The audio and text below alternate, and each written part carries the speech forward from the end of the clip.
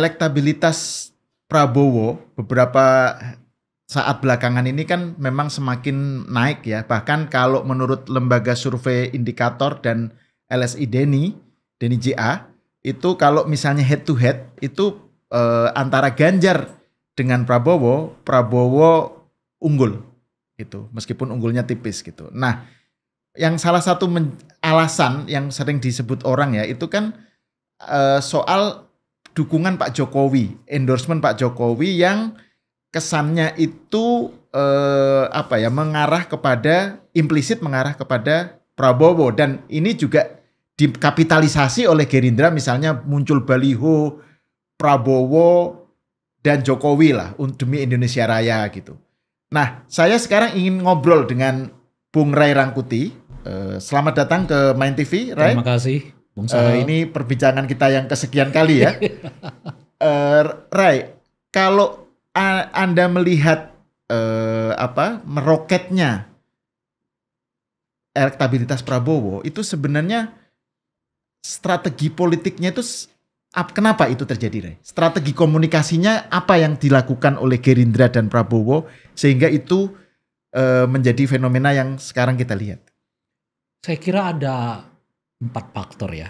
Jadi faktor pertama yang Anda sudah sebutkan tadi, bahwa endorse Pak Jokowi yang begitu tinggi terhadap Pak Prabowo itu, yaitu salah satu faktor yang membuat elektabilitas Pak Prabowo itu lumayan tinggi ya. Kan kalau kita baca lagi di survei itu, yang akan memilih calon presiden yang dipilih oleh Pak Jokowi itu hampir 15% hal. Kan tinggal tinggi besar itu. Okay. Artinya kemana Pak Jokowi nunjuk tangan deh, yang 15% ini ikut gitu. Nah, jadi kalau kemudian endorse-nya Pak Jokowi lebih tinggi kepada Pak Prabowo, ya tentu elektabilitas Pak Prabowo berbanding misalnya katakan dalam ini Ganjar mungkin lebih tinggi, karena kemungkinan besar ya publik yang memilih karena berdasarkan pilihan Pak Jokowi itu akan memilih Pak Prabowo gitu. Itu pertama. Dan menurut saya ini yang pertama dan yang utama gitu kira-kira. Nah, yang kedua adalah kan adanya pola pendekatan kepada pemilih yang berubah dari Pak Prabowo. Kalau selama dua pemilu sebelumnya, Pak Prabowo lebih menekankan mengambil suara yang kanan. Nah, sekarang beliau lebih menekankan diri untuk mengambil yang di tengah gitu. Saya kira beliau juga belajar dari pengalaman itu. Yang di tengah itu berarti yang kanan kirinya ini Ganjar dengan Anies gitu ya? Oh, tengah ini artinya kan kalau kanan itu ya tentu bukan. Kalau kanan ini kan persepsi kita adalah kelompok Islam yang apa namanya itu cita rasanya adalah cita rasa Islam, segalanya Islam lah gitu ya. Dan dua kali pemilu Pak Prabowo tekanannya ada di sana, dan 2 kali itu beliau gagal gitu. Nggak besar-besar gitu kiranya. Bahkan untuk 2019 yang lalu itu sudah dengan tensi yang identitasnya kuat ya, 2014 juga identitas kuat macam-macam, tapi nggak terbantu itu. Nah, sekarang Pak Jokowi mengayun ke tengah gitu. Yaitu Pak Prabowo mengayun ke tengah, yaitu kan dengan Pak Jokowi ini kan. Ya jelas itu barisan di tengah dengan sedikit meninggalkan yang di kanan, dan oleh karena itu kelihatan penerimaan terhadap dirinya juga meningkat cukup signifikan gitu ya. Nah, itu menurut saya pendekatan yang kedua. Pendekatan yang ketiga adalah mencoba berada di tengah-tengah gitu loh. Dan kan kalau sekarang ini kelihatan yang sibuk ya, counternya Anies ke Ganjar, counternya pendukung Ganjar ke Anies gitu loh. Jadi dua-duanya ini sibuk sekali nih, khususnya di media sosial tuh. Apa namanya itu saling macam-macam lah ya, dengan bahasa yang gitu susah juga kita ininya gitu. Nah, Pak Prabowo mencoba diam, ngambil di tengah-tengah. Tidak mencoba mengkritik yang Anies, tidak mencoba mengkritik yang Ganjar Pranowo gitu. Sehingga dengan begitu beliau terkesan keluar dari konflik. Dan situasi sekarang kelihatan pemilih kita itu mencari pemimpin yang konfliknya sedikit deh gitu. Nggak maki sana, nggak maki sini, ada nggak katakanlah istilahnya nggak yang terlalu sok agama banget gitu, nggak terlalu sok nasional banget gitu. Jadi di tengah-tengah lah. Gitu. Jadi saya kira perubahan yang dilakukan oleh Pak Prabowo masuk ke tengah-tengah ini lumayan lumayan membuat ya beliau ini tidak mendapat serangan secara personal gitu. Jadi biarkan orang lain bertengkar, kita jalan sendiri kira-kira gitu loh. Dan ini cukup lumayan kan ini ya, efektivitas dari apa yang dilakukan oleh Pak Prabowo ini gitu ya. Nah, yang keempat tentu saja isu yang beliau kembangkan kan. Itu hubungannya dengan yang pertama, bahwa beliau tidak mencoba memposisikan diri berbeda dengan Pak Jokowi gitu. Itu yang lagi-lagi yang pertama gitu ya. Nah, sehingga seperti dulu saya kira pernah kita bicarakan di sini, mana mungkin Anda jualan perubahan di tengah orang puas dengan kinerja Pak Jokowi. Yang bisa kita lakukan adalah saya akan melanjutkan apa yang dikerjakan oleh Pak Jokowi kan. Prabowo juga melakukan itu. Dan Prabowo mengidentifikasi dirinya sebagai orang yang melanjutkan itu, dan oleh karena itulah kemudian dia mendapat simpati dari Pak Jokowi di faktor pertama yang saya sebutkan gitu. Tapi soal yang sebentar sebelum tapi ya, soal yang di tengah itu mengambil yang di tengah itu kan menarik nih jadinya kan. Kalau kita lihat di survei kan Prabowo itu termasuk yang mendapatkan angka tertinggi di kalangan pemilih generasi Z dan milenial, terutama generasi Z. Apakah memang mereka itu mengharapkan figur yang tidak terjebak dalam gontok-gontokan politik, ya, polarisasi politik gitu, yang di tengah, yang apakah itu atau bagaimana menurutmu? Apakah itu bagian dari cara mereka merengkuh generasi Z? Iya, saya kira juga ada faktor eksternalnya ya, yaitu soal gagalnya Indonesia menjadi Piala Dunia. Dan sedikit banyak itu kan mengubah citra Ganjar di mata generasi Z ini gitu, dan mungkin mereka beralih ke Pak Prabowo. Itu faktor pertama. Faktor kedua ya, generasi Z kita ini generasi yang itu tadi nggak mau ontok-ontokan lah gitu ya, membangun bangsa kok saling serang menyerang gitu. Jadi Pak Prabowo mencoba menetralisir diri. Meskipun sebetulnya secara figur nggak meyakinkan beliau masuk ke generasi Z ini kan, udah terlalu tua itu. Tapi ada faktor-faktor lain di luar itu yang mencitrakan dirinya itu sama dengan generasi Z ini. Saya dengar misalnya cerita dari Anda itu tadi, bagaimana kucingnya dan seterusnya itu rame banget itu. Itu dia. Jadi bagaimana Prabowo punya kucing namanya Bobby ya. Ya. Dan itu sampai dibikinin Instagram sendiri betul. Akun Instagram dan itu banyak itu penggemarnya. Jadi bukan Prabowo sebagai politisi atau sebagai tapi penyayang binatang penyayang kucing gitu. Itu tidak, dan orang melihat itu natural hal. Itu soalnya kan kalau pendekatan yang ya mungkin orang tahu lah ini bagian pencitraan ya bla bla gitu. Tapi kan kalau kucing orang melihat sisi lain yang dari dirimu yang natural, yang mengidentifikasi mereka kepada si calon ini gitu. Jadi kalau misalnya figurnya Pak Prabowo sendiri tentu tidak mungkin bisa diasosiasikan oleh anak-anak muda kita ya, tapi setidaknya melalui tindakan-tindakan yang bisa diterima oleh anak-anak muda ini gitu loh. Dan pecinta kucing di Indonesia tuh banyak. Dan ingat tuh ya, kemarin juga Pak Prabowo sempat seingat saya ke salah satu negara Timur Tengah untuk menyaksikan langsung tim Indonesia usia 16 tahun. Saya tuh Persib usia 9 tahun atau saya lupa. Tapi ya gitulah beliau sekarang. Jadi ada faktor eksternal dalam hal ini Ganjar yang dianggap merupakan salah satu faktor gagalnya Indonesia jadi Piala Dunia gitu ya. Tapi ada pendekatan baik formal maupun informal yang dilakukan oleh Pak Prabowo terhadap generasi Z ini. Yang salah satunya itu tadi misalnya bagaimana kucingnya ya kan.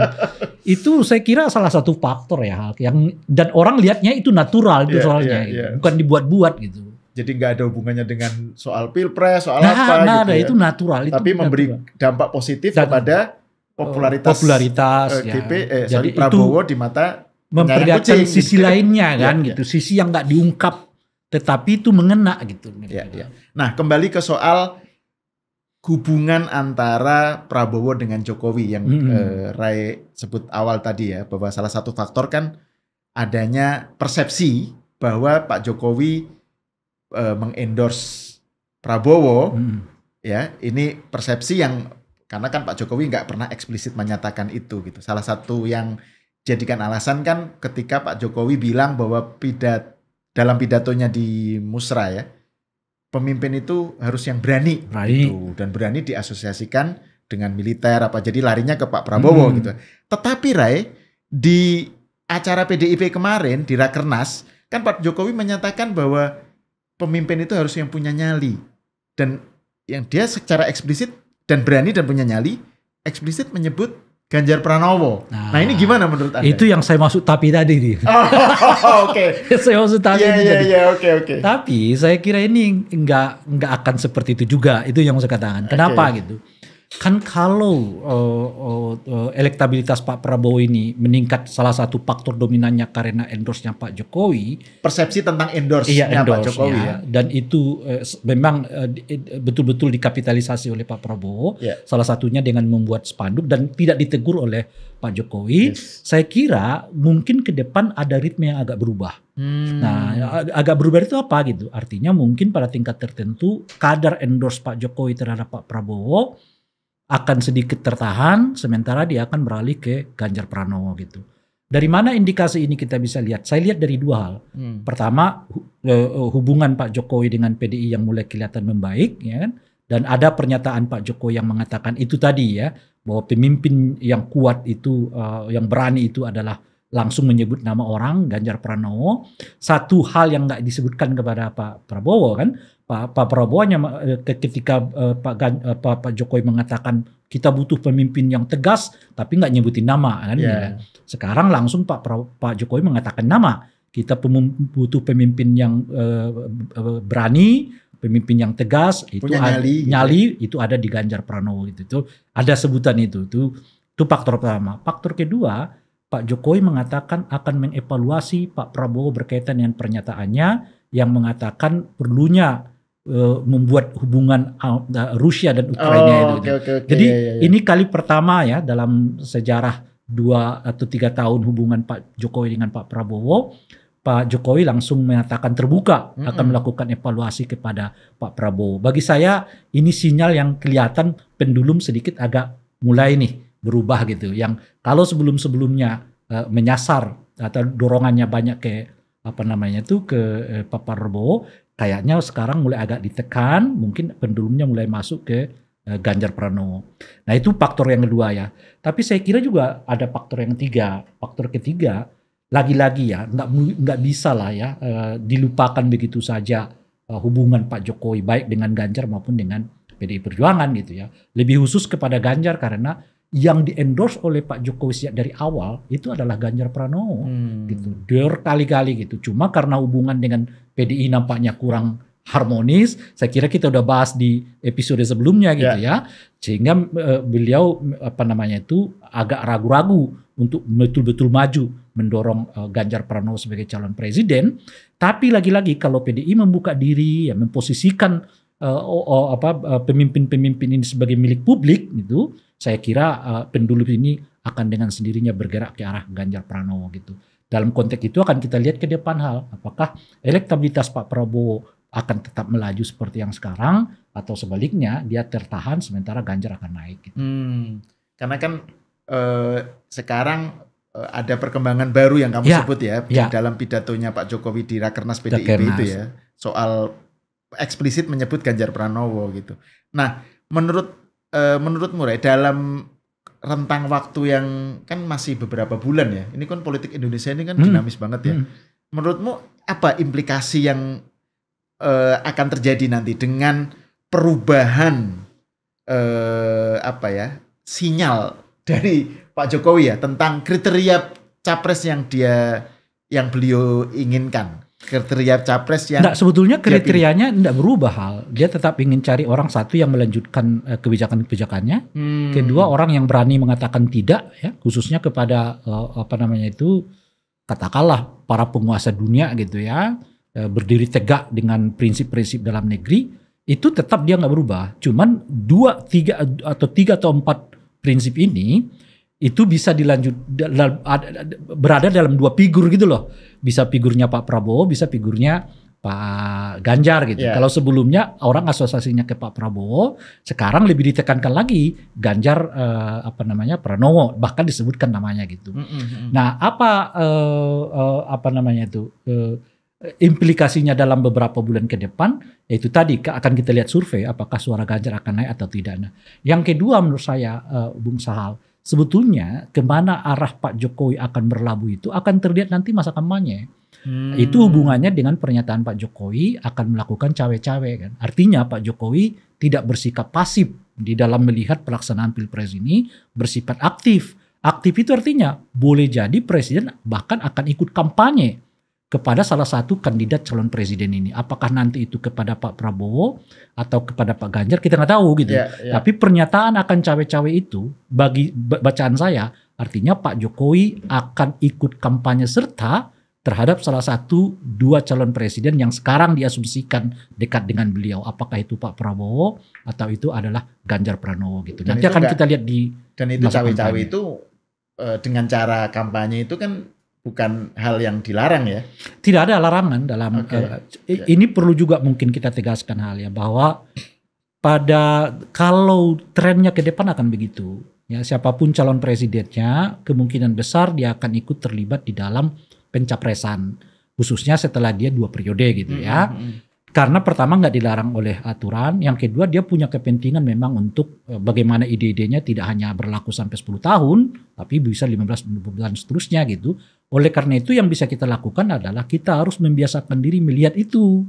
Melihat di mana presiden akan ikut serta cawe-cawe itu dalam pengertian bukan lagi menjaga jarak, tapi dia ada di dalam situasi itu kan gitu. Dan oleh karena itu juga harus diperhatikan hal-hal yang diperbolehkan dilakukan oleh presiden dalam cawe-cawe itu dan hal-hal yang dilarang dilakukan oleh presiden dalam cawe-cawe itu. Dan harus kita ingat hal cawe-cawe dilakukan oleh pemerintahan itu terjadi di banyak pilkada gitu loh. Yang suaminya mau naik lagi, istrinya naik lagi, anaknya naik lagi gitu. Cuma di Pilpres kali ini secara terbuka dinyatakan oleh Pak Jokowi gitu. Dan oleh karena itu mungkin kita agak terkejut. Karena kali pertama ada dalam sejarah Republik pasca reformasi ini khususnya ada presiden yang menyatakan secara terbuka bahwa dia akan ikut cawe-cawe dalam Pilpres. Terima kasih Ray Rangkuti. Pemirsa, sampai di sini dulu, kita berjumpa lagi di episode selanjutnya.